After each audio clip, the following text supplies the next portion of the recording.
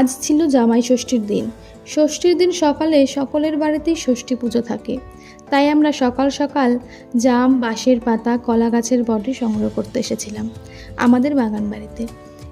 এখানে আগে আমার হাজবেন্ডের বাড়ি ছিল, পরে আমরা এখন যে বাড়িতে থাকি সেটা করেছে, তাই এখানে অনেক গাছ লাগিয়ে দেওয়া হচ্ছে।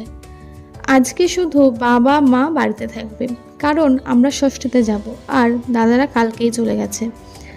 বাবা বাজার থেকে মিষ্টি, আম, কাঁঠাল, লিচু এনে দিয়েছিল, সেগুলো নিয়ে আমরা বেরিয়ে পড়লাম। আমাদের বাড়ি যেতে বেশি সময় লাগে না, কারণ আমার বাপের বাড়ি আর শ্বশুর বাড়ির দূরত্ব খুবই কম। বাইকে গেলে মাত্র 5 মিনিট লাগে। তো আমরা পৌঁছে গেছি। আমাদের জামাই ষষ্ঠীর দিন কোনো আঁশ খায় না, তাই আমরা পরের দিন সেলিব্রেশন করব।